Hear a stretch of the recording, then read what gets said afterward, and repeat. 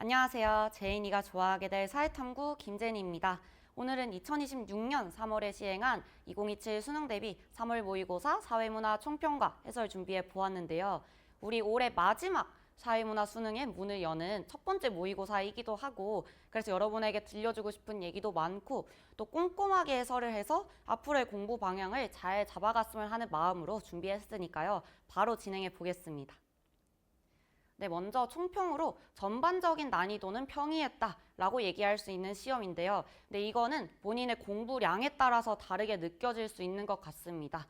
그러니까 우리 조금 어느 정도 공부를 한 학생들은 쌤한테 이제 쉽다라고 얘기가 많이 왔어요. 그래서 어느 정도 기출을 풀어봤거나 좀 여러 가지 문제를 풀어봤다면은 그래도 스무스하게 풀렸을 시험지고, 그리고 특히나 이제 작년에 한번 본인이 사회문화 공부를 했었다라고 하면은 왜 저렇게 문제 내지? 라고 느낌이 오는 문제들도 있었을 거예요. 그거에 대해서 약간 얘기를 해주자면은 지금 3월 모의고사는 작년에 그래도 수능 트렌드를 많이 따라하려고 한 게 여기저기서 보입니다. 그래서 도표 3개, 그 도표 자체의 트렌드도 그래도 많이 따라가려고 한 것 같고, 채점형의 이런 아이디어라든지, 그러니까 그런 것들을 작년에 수능에 맞춰서 열심히 공부가 많이 되어 있는 친구들은 저걸 왜 저렇게 내지 할 수도 있지만, 그러니까 작년 수능에 반영을 하되 그거를 3월달 모의고사 수준으로 계속 쉽게 바꾸다 보니까 뭔가 유지하되 틀이 약간 너무 쉬워진 좀 그런 부분들이 생긴 것 같아요. 그래서 나중에 보면은 16번 벤 다이어그램, 그것도 역시나 우리 지금 3월 모의고사에서는 오답률 1위가 나왔죠. 그래도 작년에 그 3개짜리 구하는 거에 많이 연습이 되어 있던 친구들은 저걸 왜 숫자를 다 주지? 라고 이해가 안 될 수도 있지만 3월달이니까 바꾸다 보니까 좀 봤을 때 그렇게 보이는 게 있을 수도 있고, 전반적인 작년의 수능 문항들은 많이 따라하려고 했다라는 게 보이거든요. 네, 그래서 그러니까 이런 것들을 바꾸다 보니까 뭔가 교육청 스타일의 좀 문항이 느껴지기도 해요. 그러니까 예를 들어서 가불병 점수 평균이 1점이다. 이것도 예전에 우리 나온 적 있는 이런 아이디어고, 그러니까 이런 식으로 뭔가 개념이나 이런 것들을 이용하되 좀 쉽고 새로운 스타일로 바꾸려다 보니까 예전에 나왔던 스타일이나 좀 교육청에서 사용할 법한 그런 느낌들이 드는 것도 맞고요. 그래도 아까 얘기했듯이 전반적으로 작년 수능에 많이 연계된 느낌입니다. 선생님이 항상 보통 6월, 9월에 자세하게 좀 풀이하고 분석을 하는데요. 3월 모의고사는 이런 부분에서도 또 중요한 모의고사이기 때문에 쌤이 그래서 지금 인스타그램에서 3월 모의고사 당일부터 바로 분석서 배포하고 있으니까요. 혹시 쌤 인스타 모르는 사람은 제니사탐 릴스 들어가서 여기 이벤트 참여하면은 바로 분석서까지 받아갈 수 있으니까 다들 더 꼼꼼하게 공부하시기를 바랍니다. 네, 그래서 전반적으로 지금 이렇고, 그래서 3월 모의고사 점수와 등급컷에는 전혀 의미를 두지 말자라고 얘기해 주고 싶은데요. 지금 이 등급컷은 뭐냐면은 여러분의 점수는 너무 공부량에 따라서 딱 직결되는 게 3월 모의고사입니다. 그러니까 이 공부량을 다른 사람을 비한 상대적인 이 공부량 수준을 계속 가져간다면은 수능도 3모 등급이 나올 수가 있겠죠. 근데 언제까지나 지금은 누가 더 탐구를 빨리 시작했냐, 누가 더 기출을 많이 풀어봤냐, 이 정도의 차이이기 때문에 여러분들 오늘 점수가 좀 안 나왔다 싶으면은 내가 최근 기출이나 이런 유형들에 많이 약하구나 라는 거를 그냥 알고 넘어가시면 될 것 같습니다. 그래서 지금 이 모의고사 등급컷은 현재 내가 현역 고3 중에서 어느 정도다라는 거를 알 수 있는 거지, 지금의 등급컷이나 본인의 점수나 이런 거에 너무 신경 쓰지 말고 부족한 부분을 찾았으면은 좀 더 공부를 하는 걸로 의미를 두자라고 얘기를 해주고 싶고요.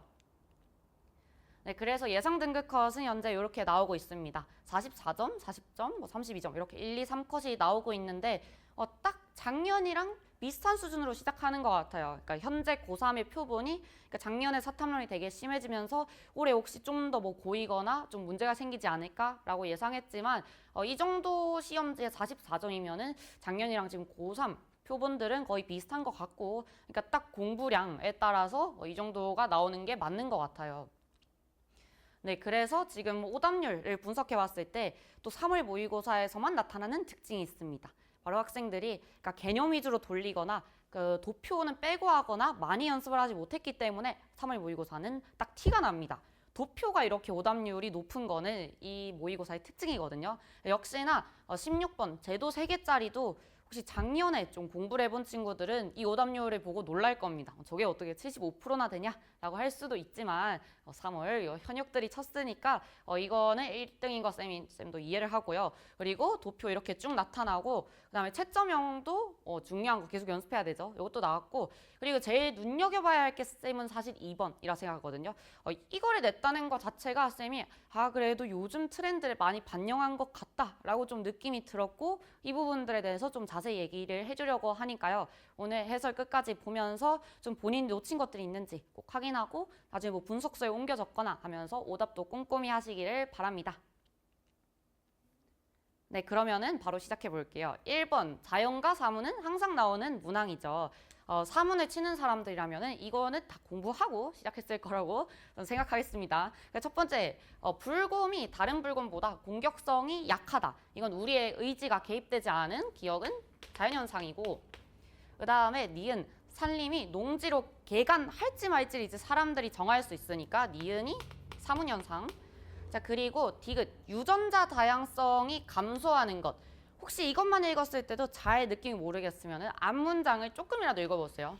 이렇게 서식지역이 축소된 불곰의 얘기입니다. 그러면 역시나 유전자 다양성이 감소하는 거는 우리의 의지와 상관없이 일어나는 자연현상이고, 그 다음에 여기 연구자들이 뭐 생존율이 높아졌다고 발표는 누가 봐도 사람이 하는 거죠. 그래서 리을은 사문, 자사자사가 나옵니다. 이렇게 했을 때 이 선지들이 이제 바로바로 나와야 된단 말이야. 가치를 넣어서 우리가 만들 수 있는 현상은 사문.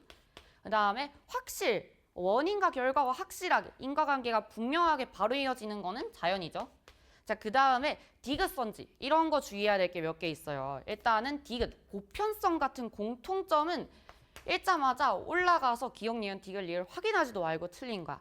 이거랑 비슷한 게 5번 선지죠. 경험적 자료, 공통점 선지는 몇 개 외워두시기 바랍니다. 그래서 경험적 자료, 이것도 읽자마자 리을과 디귿이 뭔지 다시 볼 필요도 없이 무조건 틀렸어요. 그래서 이런 것도 꼭 알아두고 공통 선지는 시간을 아껴야 돼. 무조건 달리 붙어 있으면 무조건 틀렸고 모두 붙어 있으면 무조건 맞겠죠. 제시문을 확인 안 해도. 그래서 이런 거에서는 좀 시간을 아끼시길 바라고 그래서 우리가 사실 3번, 5번을 안 읽어도 바로 그냥 남은 4번 골라주면 됩니다. 그래서 확인해보면은 자연에 따른 자연과 비해서 사문이 인과관계가 불분명하죠. 그렇죠. 개연성의 원칙을 따르니까. 그래서 답은 4번. 이 문제는 한번 가볍게 공부했으면 맞췄을 거라고 생각을 하고요. 자, 넘어가겠습니다. 2번. 이 문제가 쌤이 사실 개인적으로 올해 중요하다 생각하고 좀 수업 시간에도 강조를 했고 작년 수능 대비할 때도 되게 강조를 했던 부분이에요. 이게 어렵게 나오면 정말 어렵다. 그래서 나는 올해 이거를 좀 잘 봤으면 좋겠어. 쌤이 마지막 수능 때 이걸 되게 열심히 공부시켰었는데 작년 수능에는 A, B, C, D 문자를 해줘서 조금 더 쉽게 풀렸어. 근데 올해는 이거 진짜 어렵게 나올 수 있다고 생각해요. 그래서 이거는 올해 수능에 어렵게 내면 진짜 높게 틀릴, 많이 틀릴 가능성이 있고 그리고 왜 그렇게 쌤이 예측을 하냐면은 우리가 쌤이 작년부터 항상 하는 얘기인데 그 사탐론 들어오면서 딱 지금 보여진 느낌이 뭐냐면은 평가원도 이걸 인지하고 있어요. 그러니까 도표가 인원이 많기 때문에 그래서 변별을 해야 되니까 도표 자체도 사실 좀 오답률을 높이려고 어렵게 내고 있는 건 맞아. 근데 예전에는 개념 문제를 다 쉽게 내주고 그다음에 도표 문제에서 충분히 이렇게 갈렸었단 말이야 점수가. 근데 이제는 이 등급이 좀 도표만으로는 갈리지 않는 그런 사탐론 현상이 또 있어요. 그 친구들이 또 들어오면서 또 뭐 가탐을 하던 공부량이 많아서 그럴 수도 있고 채점형도 잘 풀고 그 다음에 도표 이런 것들도 잘 푼단 말이야. 그래서 그런 많은 인원들을 지금 변별하기 위해서는 개념 쪽에서 개념을 좀 깊이 이해했을 때 맞출 수 있냐 이런 문제들을 계속 내려는 게 포인트인 것 같아요. 그래서 이것도 사실 정확하게 개념을 다 찾아내지 않으면은 틀릴 수도 있고 이걸 왜 강조하냐면은 예전에 오답률이 높았던 문제가 뭐였는지 보여줄게. 여러분은 보면 깜짝 놀랄 수도 있어요. 이게 가와 달리 나에서만 이니까 지금 여기 한 개만 나타난 거 찾으면 여러분이 잘 보였을 거란 말이야. 근데 예전에는 제시문에 나타난 거를 싹 다 찾으라고 하는 기출도 있었어요. 그래서 혹시나 이제 어떤 스타일이 가능하냐면은 제시문이 주어져. 제시문이 되게 짧은 문장인데 문장 하나하나 다 해석해야 공유성인지 학습성인지 축적성인지 막 이렇게 보이는 게 있단 말이야. 근데 선지가 뭐였냐면은 제시문에서 나타난 거 찾기. 나타난 것을 찾으래. 근데 선지가 2개씩 배열이 아니고 밑줄이 기억, 니은, 디귿, 리을 있잖아. 선지가 이런 식이었어. 기억, 니은. 뭐 2번이 기억, 니은, 디귿. 그러니까 3번이 기억, 니은, 디귿, 리을 이런 식으로. 그러니까 무슨 얘기인지 알겠죠? 이게 정확하게 찾지 못하면은 그냥 아예 진짜 틀리도록 출제도 할 수 있단 말이야. 그래서 이런 거 주의했을 때 여기 그냥 가볍게 넘기지 말고, 그러니까 지금 오답률이 높은 것도 사실 보이죠? 평가원이 이걸 활용할 수 있다는 거. 이렇게 나왔을 때는 진짜 한 문장 한 문장 해석하는 게 중요합니다. 그래서 쌤이 보여줄게요. 그러니까 첫 번째, 사실 공유성은 얻기가 힘들어. 왜냐면은 뭐 어떤 국가를 얘기하든지 뭐 어떤 사회를 얘기하든지 무조건 뭐는 뭐 한다. 뭐 한국 사람들은 뭐 한다. 뭐 어떤 기업에서 뭐 한다. 할 때마다 사실 공유성이 조금 드러날 수밖에 없어요. 사실 공유성은 거의 다 드러나는데 보면은 각 지역인 전통 축제에는 각 지역 대부분 이런 거 바로 공유성 키워드잖아. 그래서 공유성 적어주고. 자, 그다음에 현재 땡땡 축제의 공연은 전자장비, 뭐 대중가요 등의 현대적 요소가 더해져서 더욱 다채로워졌다라고 했을 때 지금 전통에서 그 현대로 넘어오면서 세대 간 전승을 통해서 더욱 풍부해진 거. 이것은 축적성이죠. 근데 선생님 한 가지 알려줄게. 시험 문제에 뭐가 나왔을 때 제일 많이 틀리냐고 하면은 보통 이런 데 안에 숨어 있는 변동성을 놓쳐요. 사실 이 제시문은 그러니까 부각되는 이어가지고 그 변동성이 풀이에서 빠져 있을 수도 있지만 우리가 나타난 걸 다 찾으라고 하면 진짜 많이 틀린단 말이야. 그래서 우리 변동성은 소멸과 생성이 나타나면 무조건 있어야 됩니다. 문화 요소의 소멸과 생성. 사실 여기 보면은 현대적 요소가 더해졌다라는 것도 사실은 이것도 변동성이라고 볼 가능성도 있어요. 그래서 혹시나 이제 알려주고 싶은 점은 이게 변동성을 많이 놓치더라고. 변동성은 소멸, 뭔가 사라진 게 느껴지거나 아니면은 생성 등. 그러니까 변동성이 사실 제일 가벼운 개념이기 때문에 어디 여기저기 나타나기가 좋아. 소멸이나 생성이나 이런 것까지도 좀 기억해두면 좋을 것 같고. 자, 그리고 을 기업부터 이제 보자면은 신규 채용된 사원은 직원 연수를 통해서 고유한 조직 문화를 익힌다. 이 무조건 학습성 키워드죠. 자, 근데 구성원들이 공통의 행동 기준을 가지게 되어서 공통의 그래서 협업이 이루어진다라고 했을 때 이것도 공유성. 자, 그래서 여기만 나타난 거는 학습성이죠. 그래서 우리 이 선지도 다 바로 알아야 되고 후천적으로 습득된다. 이거는 1번 학습성 선지. 자, 나머지 그래서 나와 있죠. 이게 형태나 내용이 변화한다. 이게 변동성의 의미지만 또 다른 의미인 것도 알아두자. 소멸이나 새로 생기는 것도 사실 변동성이다. 자, 그 다음에 3번. 세대 간 전승에 따라서 다양해지고 풍부해지는 거는 축적성이죠. 자, 그 다음에 4번. 문화가 각 부분이 유기적으로 결합된 전체성, 총체성 이렇게 부릅니다. 전체성. 자, 그 다음에 5번. 문화는 구성원들에게 사고와 행동에 동질성을 갖게 한다. 공유성. 이렇게 해서 답이 1번 나옵니다. 그래서 이 문제가 이번에 오답률 2위인 만큼 혹시 본인이 제대로 못 찾았으면 올해는 좀 문장 안에서 나타난 걸 찾는 연습도 해보시기를 바랍니다.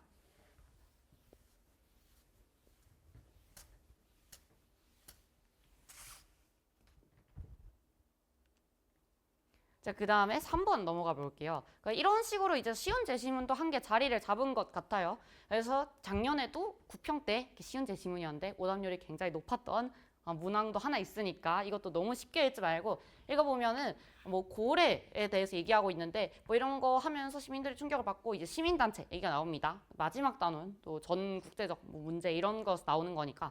그래서 이런 게 전 세계로 확산되었는데 이제 끝까지 내용을 읽어보면은 국제사회를 움직여 어쨌든 국제가 이런 힘을 합쳐야 된다라는 제시문 내용이 제일 나타나죠.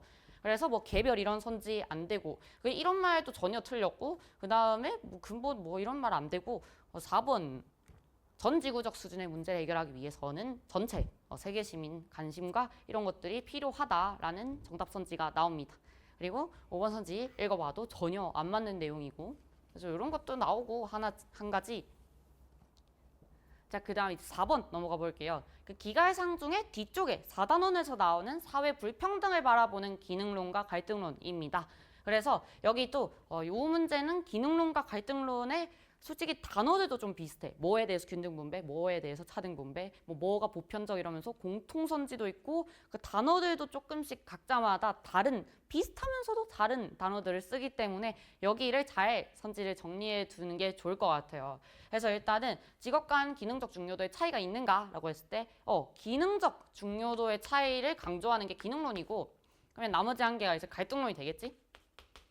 자, 그리고 얘 아니오니까 중요한 것은 가는 갈등론만 이런 식으로 쌤은 시각적으로 정리하고 넘어가는 걸 좋아합니다.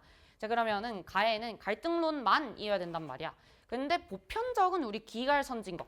뒤까지 공부했으면 알죠?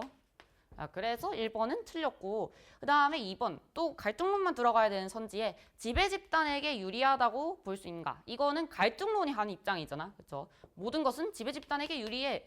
갈등론만 맞아요. 그래서 답이 2번이 되고 자, 그 다음에 3번 요 선지도 너무 중요해요. 귀속적 요인. 그러니까 갈등론이 항상 뭐라 그래? 구조가 불평등하기 때문에 개인이 노력하면 안 돼. 부모를 잘 만나야 돼 라고 얘기한단 말이야. 그래서 귀속적 요인을 중시하는 게 갈등론이고 자, 그 다음에 4번 희소가치의 차등 분배가 효율성을 증진한다. 아니지. 월급을 다르게 줘야지만 우리가 열심히 일을 하고 사회가 돌아가는 거야. 주장하는 거는 기능론이고 자, 그 다음에 5번 불평등을 타파해야 된다고 보는 거는 그러니까 기능론은 불평등이 필연적이라 보지만 결국 없어져야 된다 보는 거는 갈등론이죠. 그래서 답은 2번이 나오고 꼭 나머지 선지들까지 3월 모의고사 하니까 분석을 해두기 바랍니다. 그러니까 지금부터 잘못된 개념을 잡아놔야 돼. 자, 그 다음에 5번 넘어갈게요. 5번은 우리 게임형이 나왔는데 쌤이 이거는 수업 시간에도 얘기했어. 좀 이게 또 교육청 모의고사의 특징이기도 한데 뭐 작년 6월 달에도 진순이 제시문 말고 OX 형태로 나왔었거든요. 수능 특강에도 진순이 되게 게임형이 좀 어렵게 나와. 그래서 혹시나 진순을 제시문 말고 어렵게 게임형으로 낼 수도 있다. 정말 확률이 작긴 하지만 그래서 게임형도 가능하니까. 그리고 수특의 진순 게임형 되게 중요한 게 많아요. 그래서 여러분들 좀 풀어보시길 바랍니다. 수특 마지막 챕터 15 가면 있죠? 요거 나와 있고 자, 그래서 읽어볼게. 뭐 가블이 번갈아 가면서 질문에 예, 아니요 중 하나씩 응답을 합니다. 그래서 틀리게 대답하면 0점이고 그 다음에 옳게 응답하면 50점을 받거나 랜덤 박스에서 카드를 뽑을 수가 있어. 근데 랜덤 박스에는 100점 받기 아니면 상대와 점수를 교환하는 거가 있고 이 중에 하나를 무작위로 뽑는다라고 했는데 점수 교환 카드를 이제 뽑으면은 직전 회차까지 점수가 계속 누적돼서 적혀요. 그리고 4회차까지 진행했을 때 서로 점수는 알 수 없고 그 다음에 뭐 누적 점수가 동점인 경우에 뭐 가불에 뭐 누적 점수 나타낸다. 아무튼 동점이면 우승자는 없고 누적 점수가 높은 사람이 이기나 봐요. 자, 넘어가 볼게. 그래서 지금 문제지가 나오는데 문제지를 찢어 먹었어. 난 어릴 때부터 이 종이 찢는 놈들이 제일 싫어. 왜 찢는 거야? 수학 문제 풀 때 그 악몽이 떠오르더라고. 아무튼 여기도 찢어놨어요. 그래서 일단 읽어보면은 항상 채점형이든 이런 거 싹 다 질문부터 채워가면 됩니다. 얘는 지금 A가 순환론인가 라 보는 거죠. 동일한 가정의 주기적인 반복은 순환론이고 그다음 2번은 비어 있어요. 그다음에 3번 A가 일정한 방향으로 변동한다 보는 거는 A가 진화론이고 그 다음에 B 서구중심적 사고도 B가 진화론 이렇게 나옵니다. 지금 이렇게 했을 때 첫 번째 이제 점수랑 비교하면 되죠. 그러면은 갑이 이제 아니오라고 응답했는데 50점 첫 번째 50점 받은 건 바로 맞춘 거잖아. 그래서 이게 맞춘 거고요. 50점을 받았어요. 그러면은 아니오가 맞다는 거잖아. 그러면은 순환론이 A는 아닙니다. 그러니까 여기서 A가 진, B, 순 이렇게 나옵니다. 자, 천천히 풀면 돼. 그리고 을이 이제 뭐라고 대답을 했는데 여기 점수는 그대로인데 얘 혼자 100점을 받았으면은 100점을 받은 거죠. 그래서 얘도 맞췄다는 거고 그러면은 가는 가는 맞는 문장이 들어가야 되고 자, 그 다음에 3번 A가 진화론이라고 어쨌든 대답한 거에다가 점수가 바뀌었죠. 그럼 어쨌든 바뀌었다는 것도 얘가 맞췄다는 거잖아. 자, 그럼 A는 진화론이 맞습니까? 맞아요. 그래서 얘도 맞춰야 되는데 맞는 말이니까 기억은 얘. 이렇게 풀어주면 되고요. 그 다음에 마지막은 모르겠어요. 근데 대신에 우리가 알 수 있는 거는 B가 순환론이기 때문에 정답 자체는 아니요 라는 거죠. 그래서 여기까지만 알 수 있고 자, 이렇게 했을 때 일단 A, B가 나오니까 순환론이 미분화된 상태에서 분화로 간다 보나요? 요거는 진화론 선지입니다. 그래서 틀렸고 그 다음에 쌤은 보통 문제를 어떻게 푸냐면은 이런 걸 이제 다 동그라미를 치고 풀어요. 자, 그러면은 동그라미 읽어볼게. B는 순환론은 운명론적 관점. 그렇죠. 결국 뭘 해도 결국은 망하고 새로운 게 생겨난다. 라고 보는 거는 순환론입니다. 자, 그러면은 맞잖아? 이거 순환론이니까. 순환론 맞아요. 그래서 동그라미니까 들어갈 수 있다. 이렇게 해석해주면 됩니다. 자, 그 다음에 기억이 동그라미인 것도 미리 해놨고 답이 나왔죠? 3번 선지. 그 다음에 을이 승자라면은 니은은 얘일 것이다 라고 했는데 우리가 을이 승자가 되는 방법이 몇 가지가 있냐면은 중요한 것이 있어. 이 문제 꼭 잘 봐야 돼. 일단 승자는 절대 안 되죠. 얘를 뽑으면은. 왜냐하면은 점수를 못 받고 이대로 끝날 거 아니야. 100점, 50점. 그래서 갑이 승자일 때 니은이 얘일 것이고 그래서 요거는 일단은 아닙니다. 근데 이제 쌤이 게임형을 왜 좀 주의하라고 하냐면은 게임형은 이런 규칙 같은 걸 놓치면은 좀 틀릴 수가 있단 말이야. 그래서 쌤이 선지 하나를 적어줄게요. 혹시 쌤 분석서 아직 안 본 친구들은 요거를 잠깐 정지해놓고 풀어보세요. 내가 리을 선지를 써줄게. 리을 선지. 리을 선지가 기억이 반대로 물어보겠습니다. 니은이죠? 니은이? 아니요. 라면. 을은 승자이다. 자, 이 선지 어떤 거 같나요? 수업 시간에 물어봤을 때도 대부분 친구들이 고개를 끄덕끄덕 하더라고. 자, 근데 중요한 게 있어. 그러니까 이 문제는 이걸 활용하지 않았기 때문에 조금 더 디테일한 이런 단서를 주지 않았는데 솔직하게 말해서 이걸 이제 아닐 가능성이 크거든요. 왜냐면은 그러니까 이 문제는 사실 아무 설명이 없으니까 일단은 아니라고 하는데 왜냐면은 을이 아니오라는 건 정답을 맞췄다는 거잖아. 그리고 우리가 지금 세 가지 케이스가 있어요. 50점을 받거나 100점을 받거나 아니면은 교환을 하는 건데 그러니까 이 문제가 물어봤으면 좀 더 맥락을 잘 줬어야 하는 게 맞는데 50점을 받거나 이걸 본인이 선택할 수 있는지 모르겠어요. 근데 만약에 얘가 우승을 했는데 50점을 받았다라고 하면은 이게 어떻게 해야 돼? 100백이 되죠? 문제에 쓸모없는 규칙은 없어. 그 문제를 보면은 동점이면은 우승자는 없다라고 한단 말이야. 그래서 을은 동점이 되기 때문에 둘 다 우승자가 될 수 없는 거죠. 그래서 혹시 이거를 본인이 선택할 수 있는지 이 문제에 나와 있진 않지만 만약 이게 다 랜덤이라면은 을은 승자라고 할 수 없습니다. 왜냐면 만약 50점을 받는다면은 100점 100점이 돼서 동점으로 끝나면은 우승자가 없기 때문에.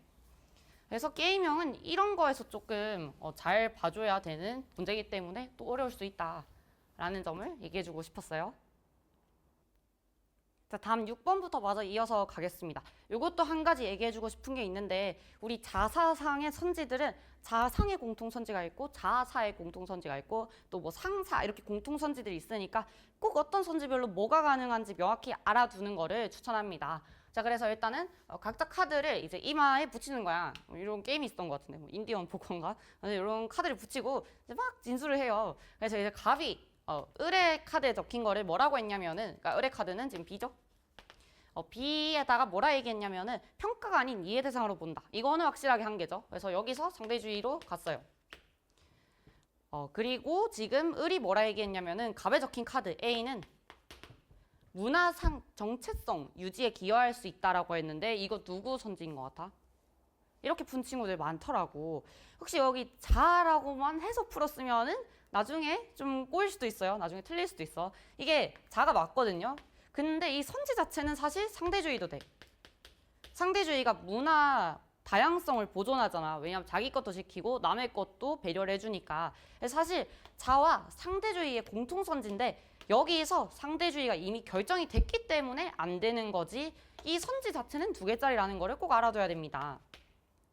자, 그래서 그리고 마지막 이런 거까지 잘 봐야 돼. 뭐 바꿔서 얘기했군요. 뭐 한 명 틀렸군요. 이런 거 있잖아. 아무튼 둘 다 맞대요. 이 선생님은 기분이 좋겠어요. 맨날 틀리잖아, 애들. 보면은 애들이 맞췄어요. 그래서 이렇게 되기 때문에 C에다가 이제 4대 주고 시작하면 됩니다. 자, 그래서 타문화의 마찰, 우리 게 최고야 라고 해서 싸울 가능성이 큰 거는 자문화죠. 그래서 답은 그냥 1번이 나옵니다. 뒤에 선지들까지 꼭 알아둬야 돼. 자, 2번 선지. 국수주의로 변질될 수 있다라는 건 이것도 역시 우리나라가 최고야. 지나친 애국심, 자문화 중심주의고. 자, 그 다음에 C. 모든 문화가 동등한 가치를 가진다라고 보는 것은 상대주의입니다. C 아니죠. 자, 그 다음에 4번. 타문화에 대한 부정적 인식에서 비롯되는 것도 우리 게 최고고 다른 건 별로야 라고 생각하는 거는 자문화 선지죠. 자, 그 다음에 5번. 타문화를 무비판적으로 그냥 비판하는 이것저것 받아들인다. 이것도 좋아, 저것도 좋아. 이거는 사대주의죠. 그래서 A 안 됩니다. 그래서 답은 1번이 나오고 나머지 선지들이랑 이런 거 공부할 때 여러분들이 어떤 것들이 2개씩 가능한지 공통선지를 꼭 잘 묶어보시길 바랍니다. 자, 넘어갈게요. 7번.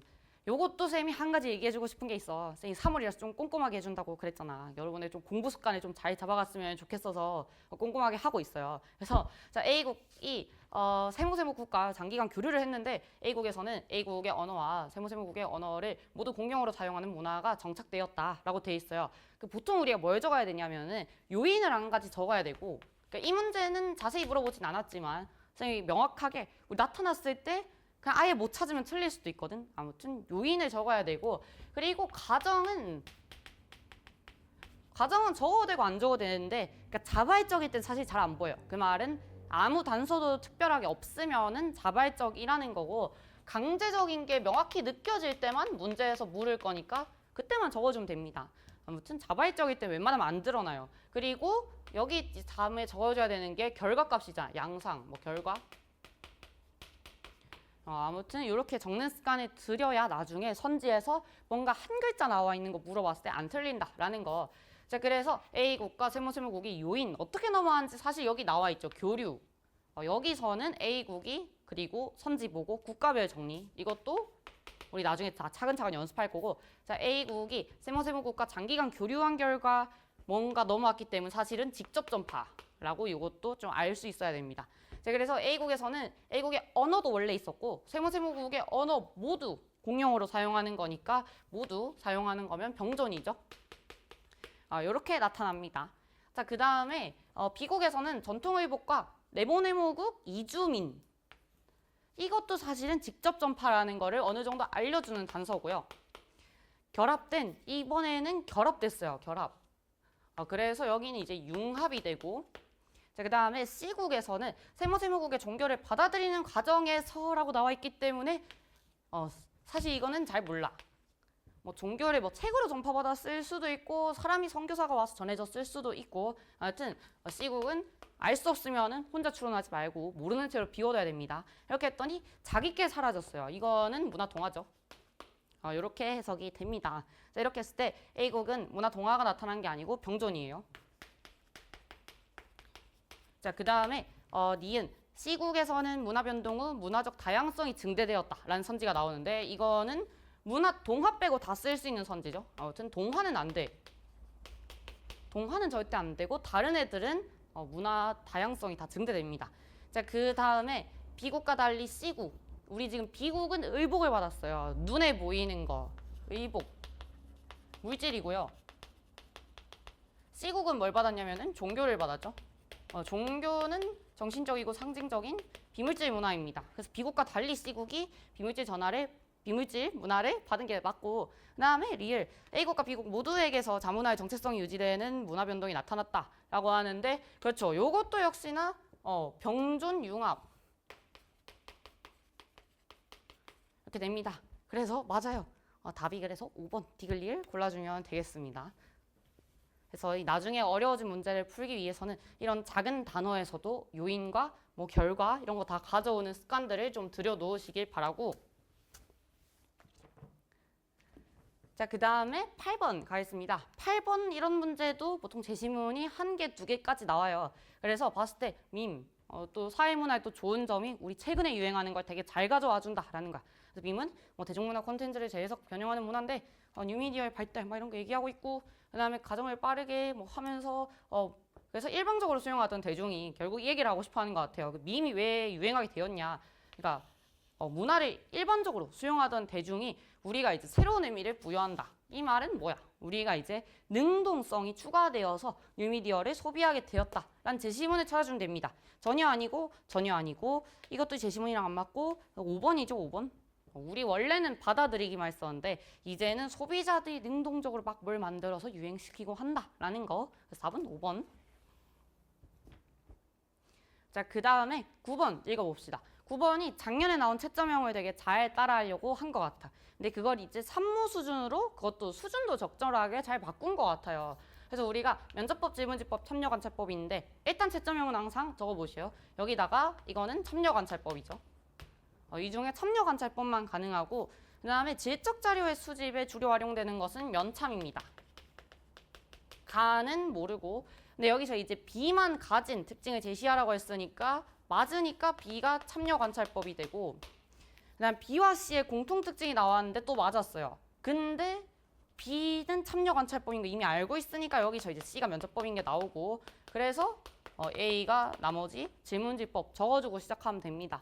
그래서 A와 C의 공통점 이건 지금 면질 쌤은 항상 한 번에 시각적으로 줄이는 편이란 말이야. 틀렸죠. 그래서 면의 명과 질의 공통점이 아니다 라고 해두고 시작하는 거죠. 그래서 질문지법은 양적 연구이기 때문에 구조화됐고요.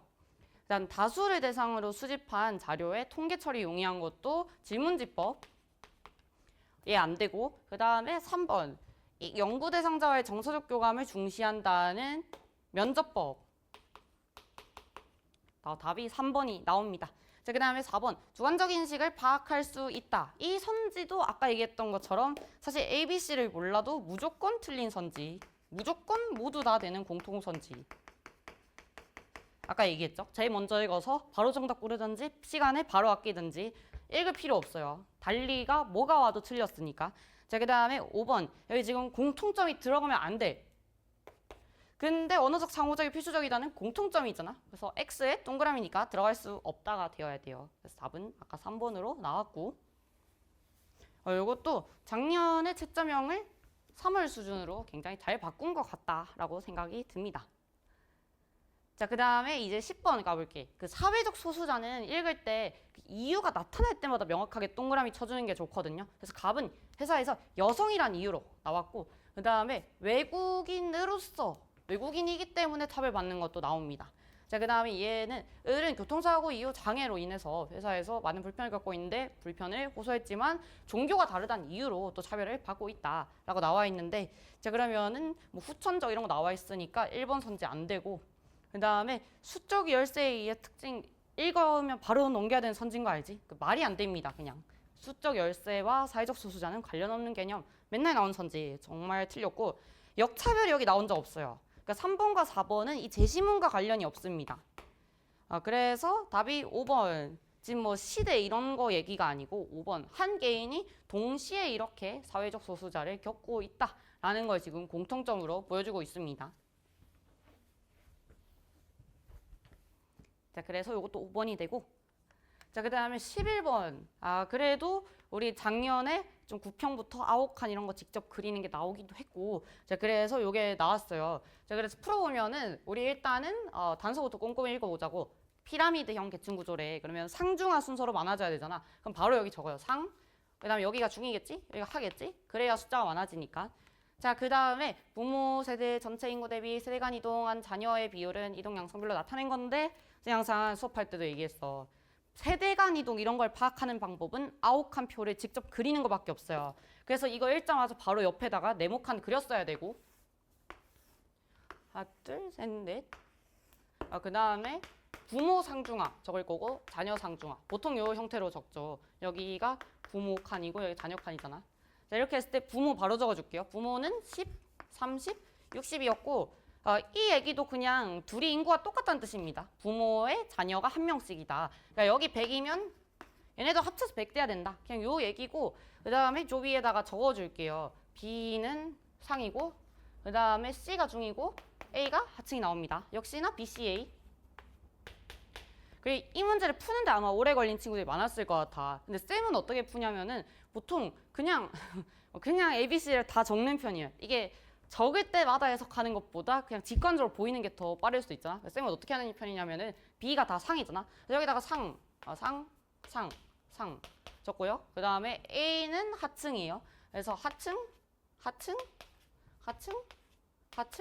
이렇게 적었고 그 다음 나머지 칸들에다가 중중중중 적어줍니다. 중중중중. 이렇게 하고 나서 이거 보이는 대로 바로 적어주는 거야. 그래서 가볼게. 하층에서 상층으로 이동한 거. 한대 사로 이동한 거 여기 5명. 자, 그 다음에 하층인데 중층으로 이동한 거 30명. 그 다음에 상층인데 하층으로 이동한 거 여기도 2명.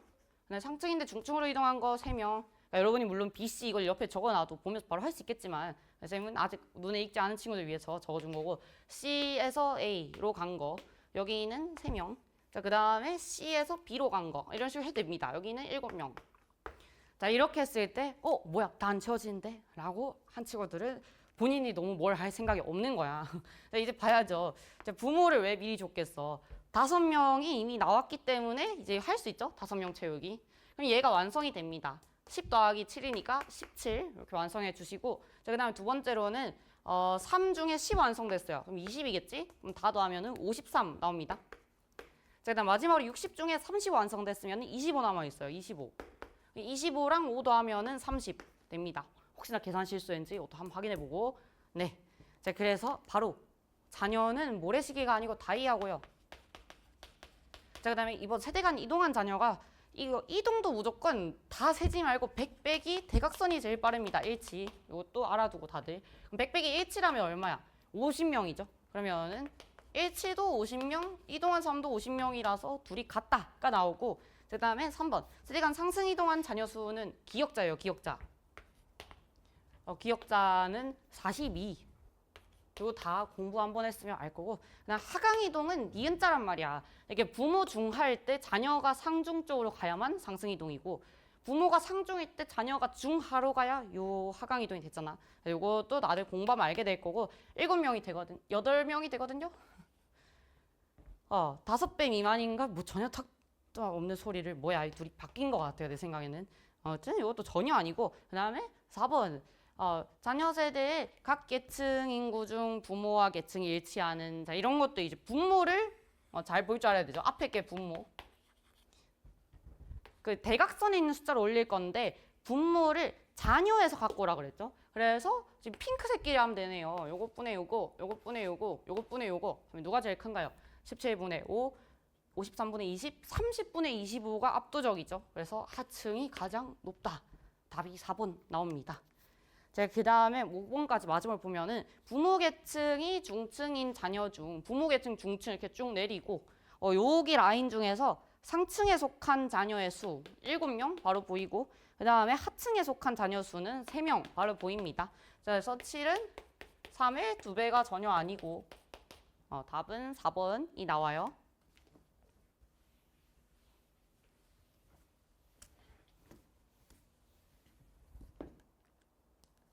자, 그 다음에 마저 가보겠습니다. 자, 이것도 B의 특징을 A와 비교해서 뭐 3가지 서술해 달라고 했는데 관료제, 탈관료제 문제죠. 관타에도 공통점, 그리고 그 단어를 살짝 바꿨을 때 널 더 중시하는 건 뭔지 그걸 좀 고려를 잘 해보고, 아무튼 A에 비해서 지금 B의 특징을 적어줘야 되는데 세분화 정도가 더 높다. 부서를 좀 더 쪼개는 거는 관료제. 자, 그 다음에 하향식 의사결정, 명령이 내려오는 거잖아. 그럼 내려서 명령하는 것도 관료제.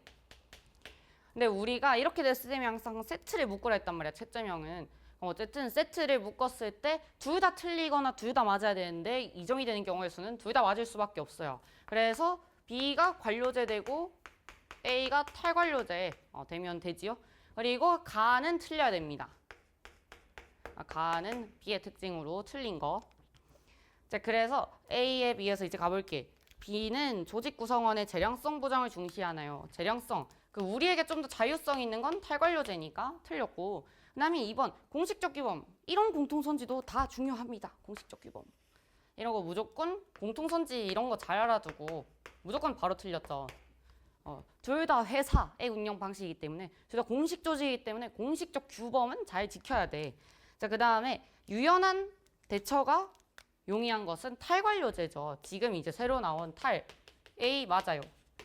자, 그 다음에 가에는 틀려야 된단 말이야. 자, 근데 B는 관료제는 조직 운영의 효율성을 중시한다가 나와 있는데 이것도 틀렸죠?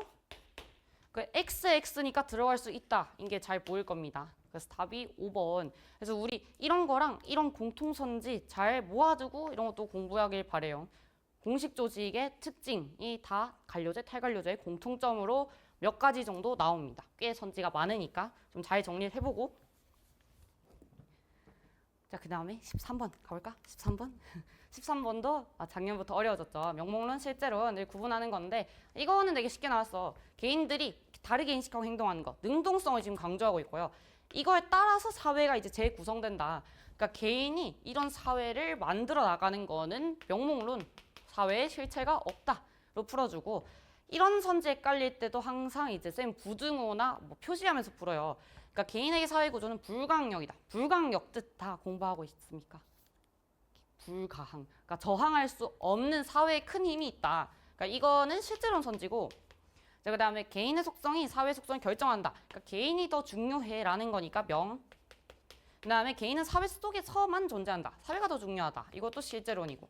자, 일단 개인이 옳다고 믿기 때문에 사회가 존재한다라는 거는 개인이 우선이다. 이것도 명목론 선지입니다. 그래서 명명 골라주면은 답이 4번 나오고요. 이것도 기출 최근 거 풀어보시면은 제시문이 좀 어렵고 선지는 명확히 다 공부가 되어야 되고 선지가 헷갈리진 않으니까 얘네들은.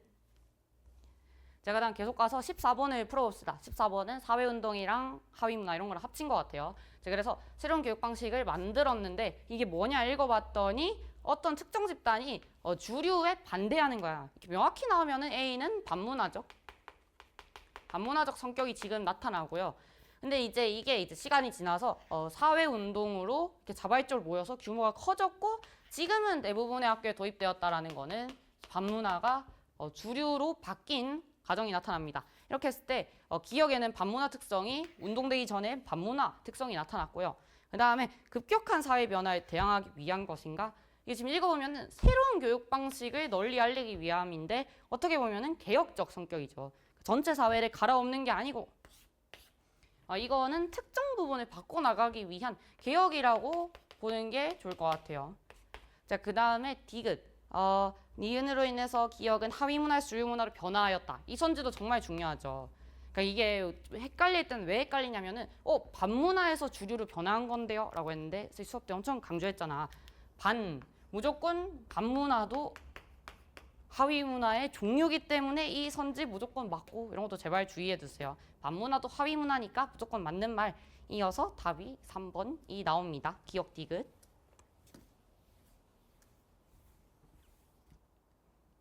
자, 그 다음에 15번.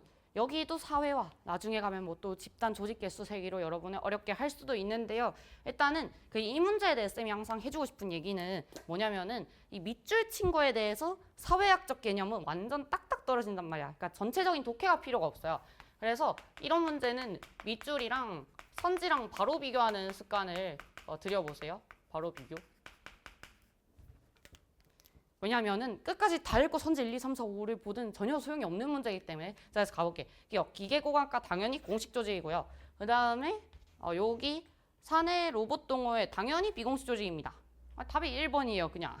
예스, 답이 1번이 나오고요. 그 다음에 이게 우리가 유형이 두 가지가 있는데 제시문에 나타난 거를 아무 단서 없이 우리가 다 찾아야 될 때는 막 뭘 적어야 될 수도 있는데 얘는 그냥 물어본 것만 굳이 확인하면 됩니다. 이 유형은. 그 다음에 니은 이익사회이자 공식적 사회기관이냐 물었는데 자동차 회사는 우리가 교육기관이 아니죠. 비공식적 사회기관. 자, 그 다음에 디귿. 우리 여기 부장 당연히 노력으로 후천적으로 얻어지는 성취지위고. 자, 그 다음에 4번 갑의 역할 갈등에 해당하냐 했는데 그러니까 지금 기대받는 역할끼리 충돌해야지만 역할 갈등인데 고민에 빠진 거. 우리 이거는 본인의 진로 고민이잖아. 그냥 절대 안 돼요. 진로 고민 항상 안 되는 거. 이것도 많이 알려줬고. 자, 그 다음에 중요한 것은 또 5번 선지입니다. 일단 이런 선지 무조건 없다 그랬잖아. 역할에 대한 어쩌고는 무조건 틀렸어요. 왜냐면 역할은 기대하는 건데 뭔가 행동을 해야지 이제 보상이라든지 제재가 나갈 거잖아. 그래서 일단은 무조건 사실 행동이 들어가야만 맞는 선지인데 그럼 여러분 풀어보세요. 바꾸면 맞습니까? 자진퇴사는 갑의 역할 행동에 대한 제재이다. 맞는 것 같아? 이게 뭐 아무리 안 좋은 내용이라고 하더라도 여기서 한 개 메모를 해줄게요. 우리가 역할이자 행동을 하잖아. 그럼 남들이 나한테 보상과 제재를 줍니다. 근데 이 보상과 제재의 개념은 뭐냐면은 사회적 평가라는 걸 꼭 알아두세요. 그러니까 내가 뭐 혼자 뿌듯함을 느꼈다, 뭐 혼자 뭐 퇴사했다 이런 거는 다 절대로 제재가 안 됩니다. 왜냐면은 사회적 평가, 뭔가 받은 게 아니니까. 그래서 혹시나 보상이나 제재는 본인이 결정하는 게 아니다 라는 개념까지 명확히 알아두길 바라고 요거 활용한 포인트도 잘 나옵니다. 자, 오늘의 오답률 1위 16번 가보도록 하겠습니다. 사실 이 3월부터 3개짜리를 낼까 쌤이 좀 걱정을 많이 했어. 왜냐면 제도 3개가 나오면은 무조건 어려울 수밖에 없어요. 그래서 이게 뭔가 연계는 해야 되는데 3월 모의고사부터 3개짜리 내도 될까? 좀 이렇게 걱정을 했는데 굉장히 잘 다운그레이드를 한 것 같아.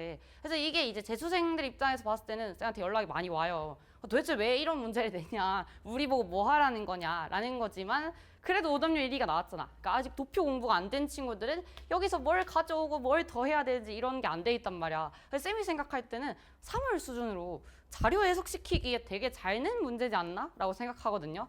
그래서 사실 올해 6평도 잘 봐야 되는 게 또 작년에도 이제 9평 2개짜리가 6평에 나오고 3개짜리가 9평에 나오고 수능 때 좀 더 어려워졌어요. 지역 2개인가 이렇게 늘어났잖아.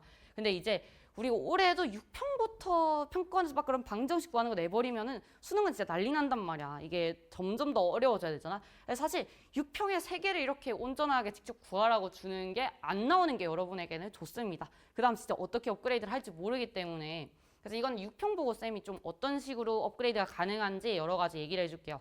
그러니까 작년에도 쌤이 예측 다 맞았으니까 그래서 올해도 보고 이거 100% 이렇게 또 할 거다 이렇게 잘 얘기해 줄 수 있으니까 자 일단은 16번 읽어봅시다. 쌤 생각에는 여러분이 욕하는 것만큼 그렇지 않고 출제자 의도로서 봤을 때는 굉장히 잘 낸 문제다라고 생각이 들어요. 오답률도 정말 잘 나왔고 그래서 읽어보면은 그러니까 여러분에게 그냥 계산이나 표 해석시키는 연습을 하기에 되게 좋은 문제였던 것 같아. 3월 달에.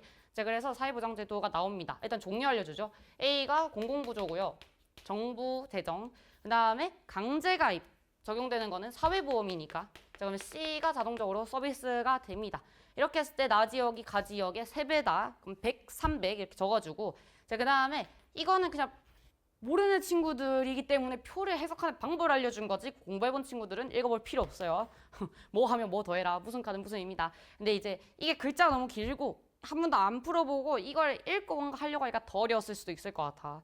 아무튼 모르는 친구들을 위해 교육청이 나름 자세하게 줬다라는 거. 자, 그래서 이거를 우리가 9평 작년엔 직접 그렸어야 했지만 여기 다 나와 있어요. 근데 쌤이 이제 보기에는 이게 너무 다 줬잖아. 너무 단순한 자료 해석인데 왜 다 줬을까? 라고 하기에는 그래도 선지가 좀 트릭을 숨겨놨더라고. 쌤이 한 가지 얘기해주고 싶은 거는 우리가 항상 모든 도표 문제는 우리 사회문화의 도표에 항상 꽃은 비율입니다. 그러니까 모든 도표가 사실 이걸 이용하잖아. 100%. 항상 꼭 다 더해서 100이 되는지 좀 확인하는 습관을 들였으면 좋겠어요. 그러니까 우리가 뭔가 못 구했거나 계산 실수를 잡아낼 수도 있고 굉장히 중요한 아이야. 그래서 얘도 사실 100을 더해보고 시작하면은 더 좋죠. 제가 좀 귀찮긴 하지만 더해볼게. 10, 25, 30, 35, 계산 문제 50, 40까지 더하면은 90 나와요. 그러니까 그 말은 100이 안 되네? 뭐야 이렇게 하는 게 아니고 공부해본 친구들은 알죠. 그러니까 가지역이 전체가 100%라고 쳤을 때 지금 밖에 미수혜자가 10% 있는 겁니다. 그러니까 진짜 싹 다 주는 문제는 아니야. 그래서 이 정도를 우리가 이제 추론을 하면 좋고요. 여기 다 더해볼게요. 10, 20, 30, 60, 80, 오케이, 20. 여기도 수혜자가 80%밖에 없다는 거는 뭐지? 계산 이상한가가 아니고 비수혜자가 20% 빠진 형태다라는 것도 앞으로 공부할 때 꼭 알아두시고요. 또 요 습관은 꼭 들여놓으세요. 본인의 계산 실수를 잡는데도 되게 도움이 됩니다.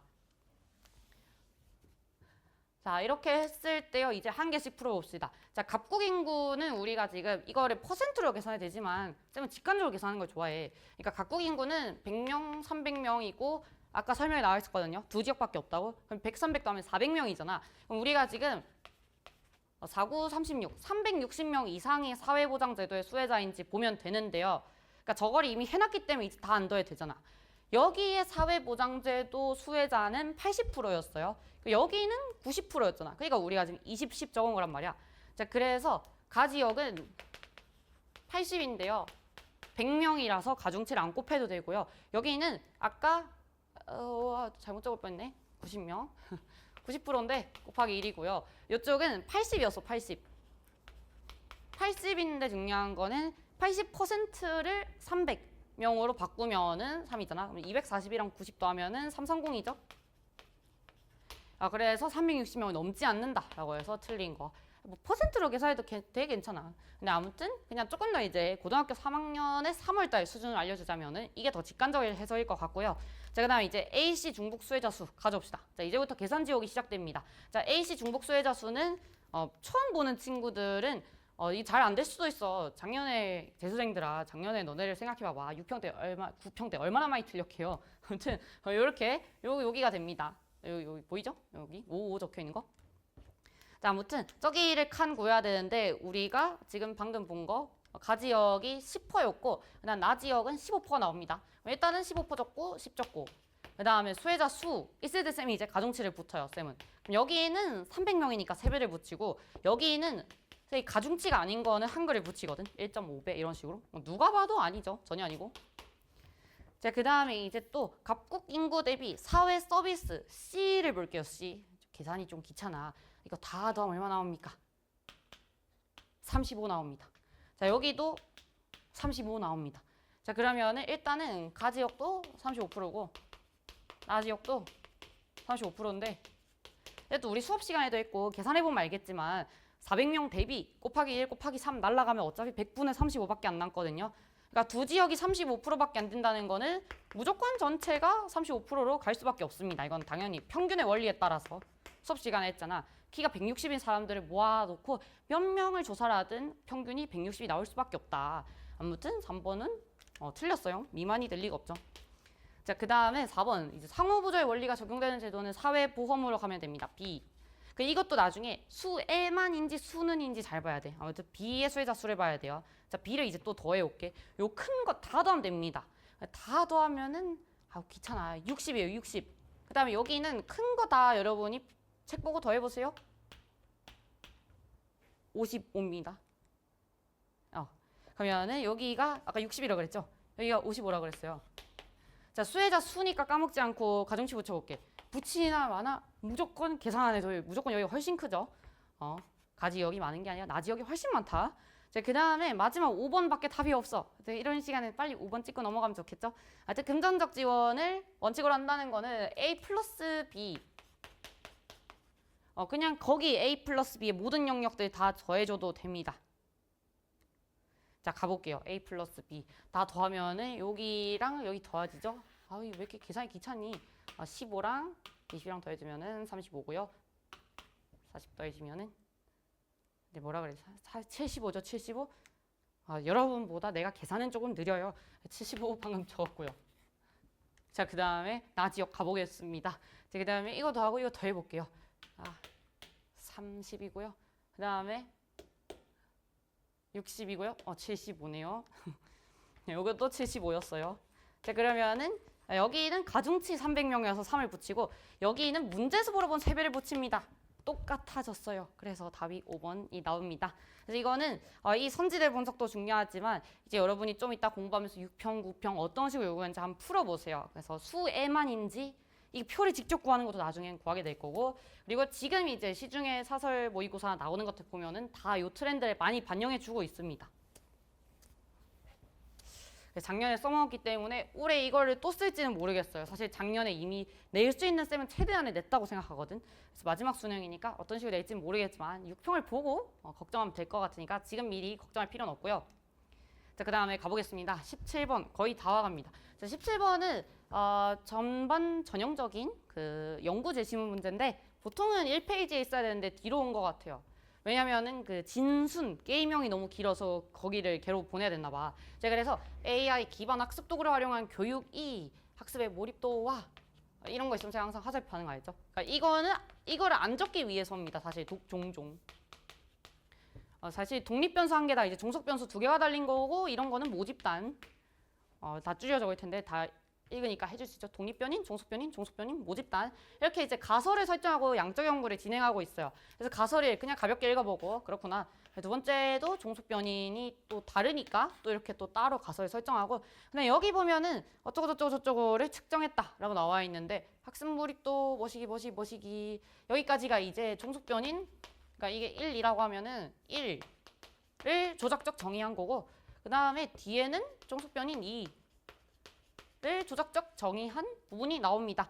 자, 이렇게 했을 때 100명을 통계적으로 유의미한 차이가 없도록 A 집단과 B 집단 느낌이 오죠? 뭔지.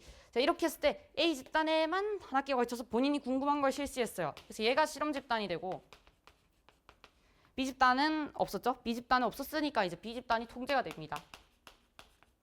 읽을 때 이 정도만 빠르게 분석할 수 있으면 돼. 그래서 이 전반적인 제시문은 실험법이고 독립변이 다 나오고 가설 세운 거 보이고 종속 조작적 정의한 거 보이고 통제 집단 뭔지 실험 집단 뭔지 다 보입니다. 이게 처치고 본인이 궁금한 거를 처치한 거. 자, 그럼 얘는 어쨌든 실험법은 양적 연구이기 때문에 방법론적 1원론을 해야 되고요. 그 다음에 니은 A가 실험이고 B 집단이 통제 집단이 맞아요. 얘가 처치반 애들이니까. 자, 그 다음에 디귿 종속변인에 대한 개념의 조작적 정의가 나타나 있습니다. 아까 뭐 척도 측정했다 나와 있고요.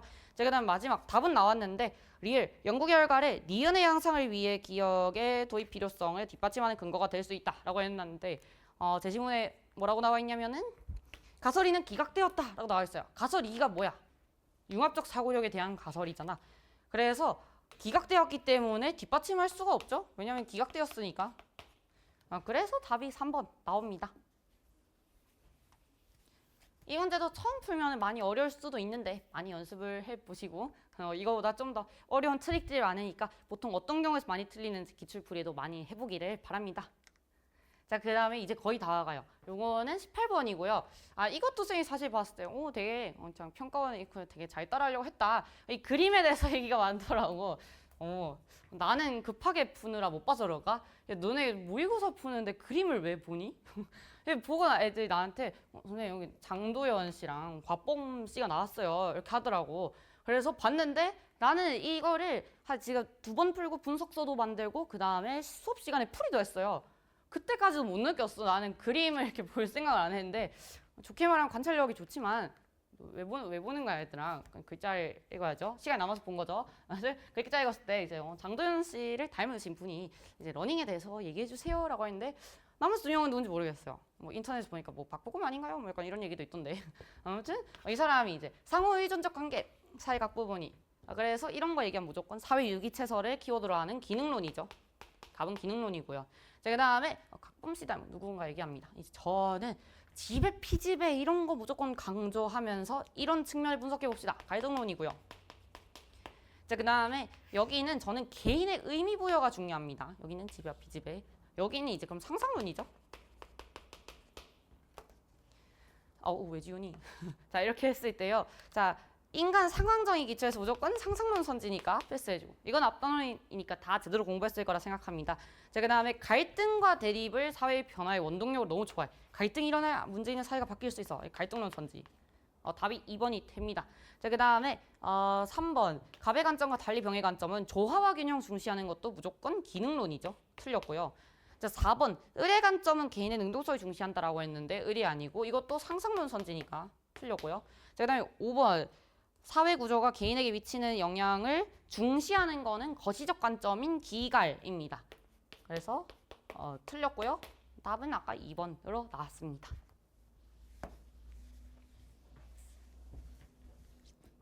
자, 그 다음에 마지막 19번 얘도 오답률 탑5 안에 있었던 채점형입니다. 그래서 사실 이거를 깜짝 놀랐어. 쌤이 산모보기 일주일 전인가? 그 수업에 이거를 갖고 와서 수업을 했단 말이야. 예전에 이거를 기갈상으로 낸 적이 있었던 것 같아요. 그쵸? 기갈상 맞나? 어쨌든 이 일탈하는 날에 이거를 했었어. 하면서 내가 문제다가 막 욕을 했단 말이야. 이게 수강생들은 알 텐데 내가 이게 너무 짜친다고 막 수업 시간에 뭐라 했어요. 이게 야, 평균 점수 1점 이런 거를 평가원이 누가 쓰겠냐. 너무 교육청스러워 이렇게 했는데 또 냈어. 아무튼 깜짝 놀랐어요. 수업 시간에 한 거 바로 나와가지고. 근데 평균이 1점이라는 거는 수강생들 다 수업 때 했으니까 도움이 됐을 거예요.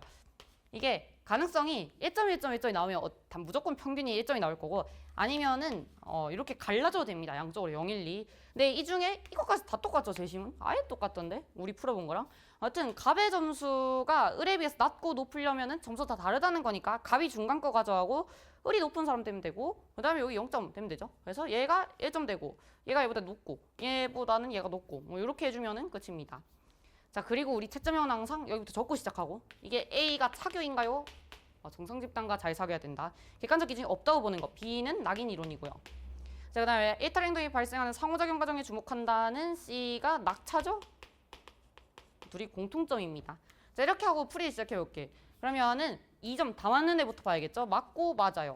자, 그러면은 B 낙인 이론이 맞습니다. 여기서 B 낙인 이론 나오고 나도 동그라미 칠 수 있고요. 이제 그 다음에 얘는 어차피 모르니까 얘로 가야 돼. 그러면은 C가 뭐와 달리가 아니야. 이 문제에서 제일 중요한 게 있어요. 평가원이라면 써먹었을 텐데 3월 달이라서 그래. 이게 그냥 여러분이 보고 C가 낙차가 아니네 라고 했으면은 꼭 주의하시오. 그 문제를 꼭 잘 봐야 돼. 채점형은. 이런 거 주의하시고.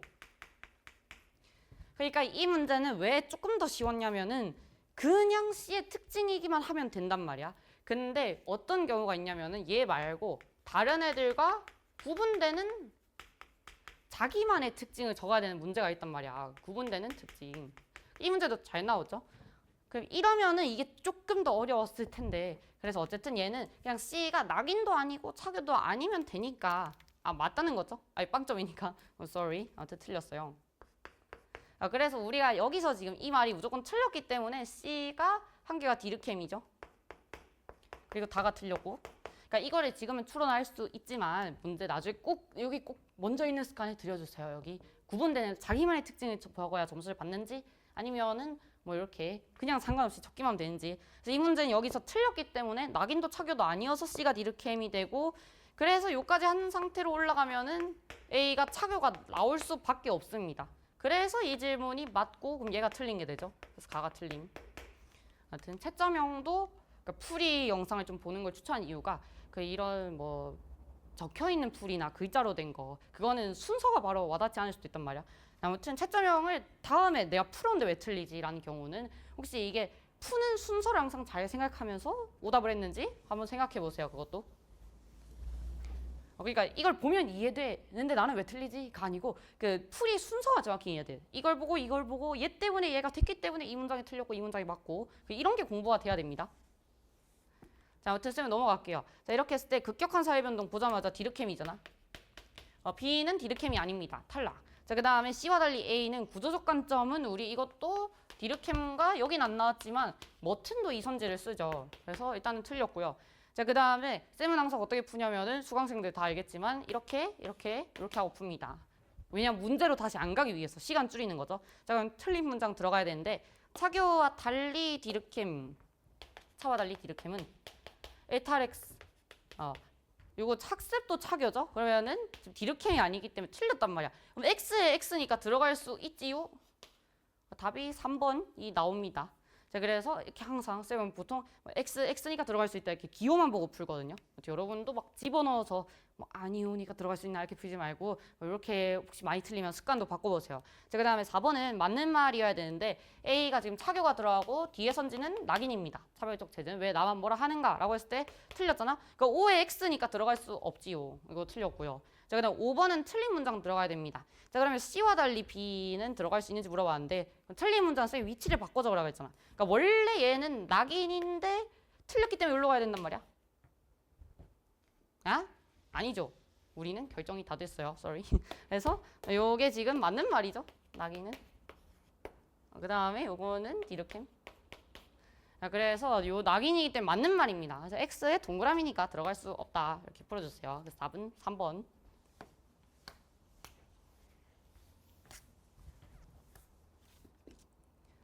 자, 여기까지 보느라 고생 많았습니다. 마지막 20번만 하고 마무리 해볼게요. 자, 20번도 숫자가 굉장히 간단하게 나오면서도 해도 뭐 이런 증가율이나 이런 것도 좀 잘 알려주는 편이니까 그래서 여기까지 마지막으로 풀어보자고. 우리 항상 도표 뒤까지 못한 친구들이 많을 것 같아요. 일단 항상 유, 무, 노, 총을 적어야 됩니다. 그리고 연도 3개를 적어볼까요? T년, T 플러스 50년, T 플러스 100년 이렇게 적고 시작할 수 있고요. 그리고 쌤은 항상 이거 도표 강의 때 해줬어요. 이거를 1순위로 적으라고. 근데 이 문제는 약간 꼬이는 부분이 있어. 그래서 혹시 수강생들은 그 쌤 수업 때 하던 대로 하다 풀렸으면 쌤 한 가지 얘기해 줄게요. 그래서 일단은 이거 어차피 얘를 모르니까 다 T년부터 시작해야 나머지를 증가율 계산할 거 아니야. 자, 그래서 이거 노란색 줄로 적겠습니다. 100분의 20%. 쌤 이걸 노란색으로 적고요. 쌤 문제풀이 방법 알죠? 혹시나 도표 특강 쌤 유튜브 찾으면은 이렇게 풀이하는 연습 영상 있습니다. 쌤은 미지수를 안 두기 위해서 이제 핑크색으로 옆줄에다 표시를 합니다. 이제 어떻게 하냐면은 유소년 부양비가 40이라는 거는 유소년 부양 인구가 100일 때 약분하고 여기다가 40이 남는다는 소리예요. 자, 그래서 쌤은 어떻게 표현하냐면은 100일 때 40을 적어요. 아, 지금 무슨 말 하니? 미안합니다. 여기 눈이 안 좋아. 지금 칠판이 약간 좀 흐려. 자, 그래서 유소년 인구 20 미안합니다. 이렇게 했을 때 어쨌든 노란색으로 한 줄 적고 지금 핑크색으로 이렇게 한 줄 적으면은 두 줄의 관계가 어떻게든 보입니다. 그러니까 이게 5분의 2인 것도 보이는데 어렵죠? 대신 이 두 줄의 관계는 절반이에요. 그래서 절반으로 돌아가면은 100의 절반 얼마야? 50이죠? 50? 완성하면은 70이 됐기 때문에 30이 나옵니다. 그래서 이 줄은 완성이에요. 이런 식으로. 자, 똑같이 T 플러스 50년을 원래 하려고 했어. 쌤이 원래 수강생들은 들어보세요. 원래 내가 이거부터 하잖아. 그러니까 나도 항상 일관적으로 풀이하기 때문에 이거부터 했었어요. 무시해 얘들아. 이게 원래 어떤 식으로 했냐면은 T 플러스 50년. 이건 단순히 수강생들을 위해서 해준 얘기입니다. 이게 우리가 원래 100분의 25를 적고 그 다음에 여기다 핑크색으로 100분의 40을 적잖아. 아무리 봐도 숫자가 너무 찝찝한 거야. 이게 5분의 2가 나와야 되는데 아니면 이거를 해도 되겠죠? 5를 2대 8로? 아 근데 이게 너무 복잡해. 그래서 그 쌤이 이렇게 하라고 했을 때도 있지만 이렇게 했을 때 느낌이 좀 안 좋으면은 이거를 먼저 하라는 출제자 의도거든요.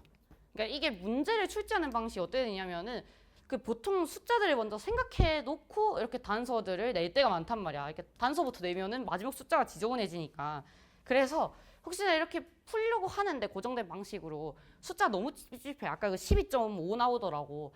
그렇게 해가지고 나중에 곱하기 0.8 할 바에는 출제자 의도가 얘부터 하라는 소리입니다. 그래서 그냥 여기에다가 0.8 우리 20% 깎이면 0.8 어떻게 계산할 줄 알지? 아직 도표 안 한 친구들은 한번 보고 오고요. 도표 영상. 여기를 80으로 바꿀 수 있습니다. 이제 80일 때 이게 100분의 25라는 거는 4분의 1 이 정도는 바꿔 적을 수 있잖아. 아까 그 12.5로 가서 0.8 어쩌고 하는 것보다는 이게 더 낫습니다. 4분의 1은 80 중에 20 여러분 적을 수 있죠? 20. 자, 그리고 나서 또 유소년 부양비를 적습니다.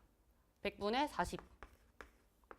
요것도 바로 보일 거예요. 요렇게 절반 와야 되니까 50이죠. 이번에는 80 중에 70만큼 완성됐으니까 10인 겁니다. 그래서 T 플러스 50년도 완성이 되고요. 요 완성된 거 네모. 그래서 어쨌든 쌤이 가끔씩 이제 알려주는 그 방법은 이거부터 하고 이걸 계산하는 게 편했을 때고 지금은 그 숫자가 안 나온다 하면은 출제자 의도가 얘부터 바꿔놓고 해야 숫자가 잘 나온다라는 거니까 이 두 가지는 좀 유동적으로 바꿀 수 있어야 될 것 같아요. 자, 그리고 마지막으로는 문제를 잘 읽어야 돼.